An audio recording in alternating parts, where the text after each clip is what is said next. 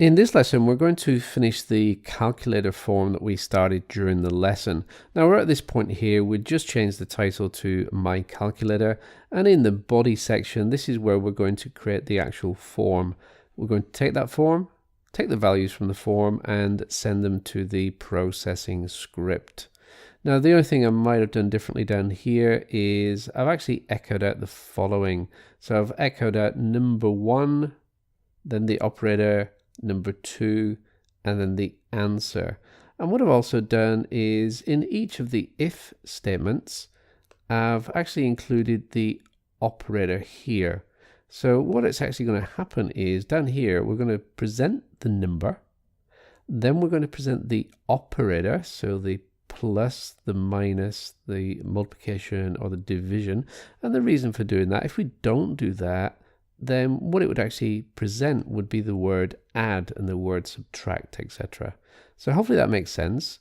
But let's go back to the form. And in the HTML document, we have something called tags. We have a body tag here. So that's the opening body tag. And this is the closing body tag. We've got the opening head tag, the closing head tag.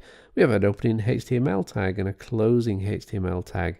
So these tags generally come in tag pairs, an opening and a closing tag. Now within the body, this is what appears on the screen. So if I just type in the word hello, let's go to the actual browser here. I'll just refresh that. We see the word hello.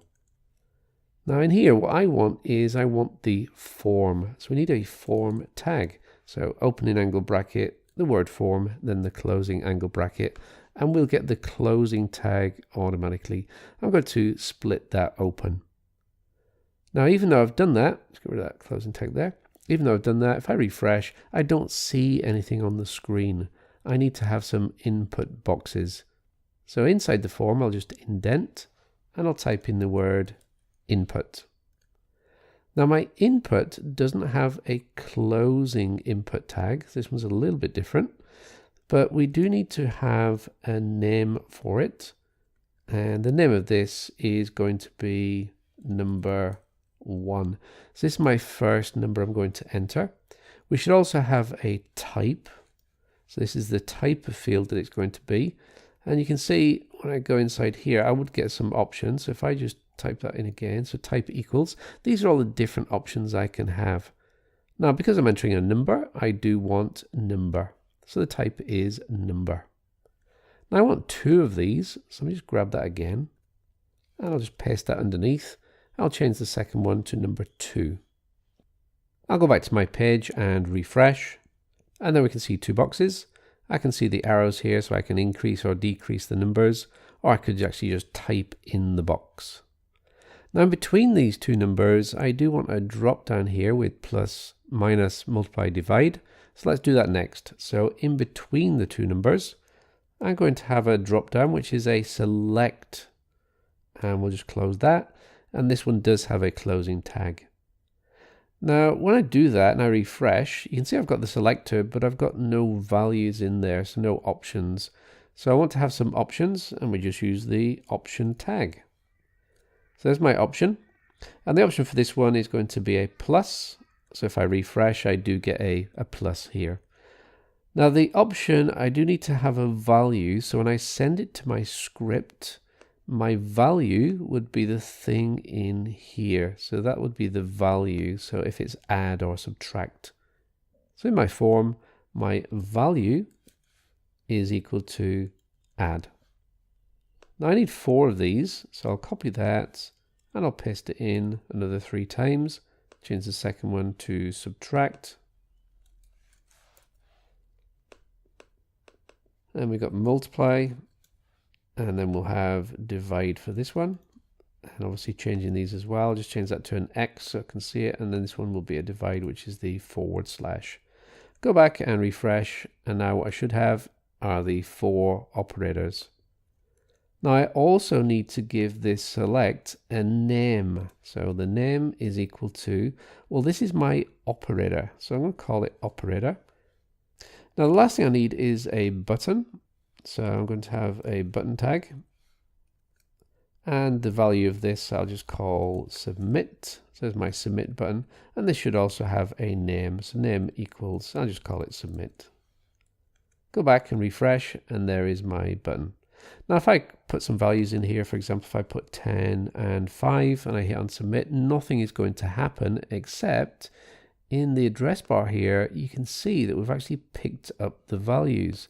So number 1 is equal to 10, the operator was the addition, and the number 2 is 5. So I'm passing the word add to the processing script. Now to actually pass it to the script, I actually have to post this form. So we need an action, so action equals. Now the action is we're going to send it to the calculator2.php script. And we need to have a method, and the method is equal to post. So it's a bit like posting a letter. You post a letter in the mailbox. We're posting this form to the calculator.php script. So that's the form finished. If I go back to the form, I'll enter some values, 10, and I'll say 2, and I'll submit. Now you can see I still get 10 and 5, and the reason for that is that the calculator2 script has these values hard coded. So I need to get rid of that 10, and instead of 10, I want to accept the user input from the posted form. And the way we do that is $_post. And in here, we take the name of the number 1 input, which is just number 1. So in other words, I'm going to the form, I'm picking up this input. What's it called? It's called number 1. Okay. Now I need to do the same for number 2. So that is going to be $_post. And this one would be number 2. And the same thing for this one, the operator. So that select thing was called operator. So post. And then we've got operator. So if I refresh this page again, so go back and I'll refresh this one. So in here I'll put, let's put 50, so we see something different, and I'll put in 5 and I'll submit. And there we get 50 plus 5 is 55. I can try a different one, let's try divide, and I should get 10, and there we get 10. So hopefully that makes sense. Now there is a little bit more to do, but I think that's giving you the basics. And if you want to play around a little bit, maybe you want to adjust the output here or say something different, then you can actually do that.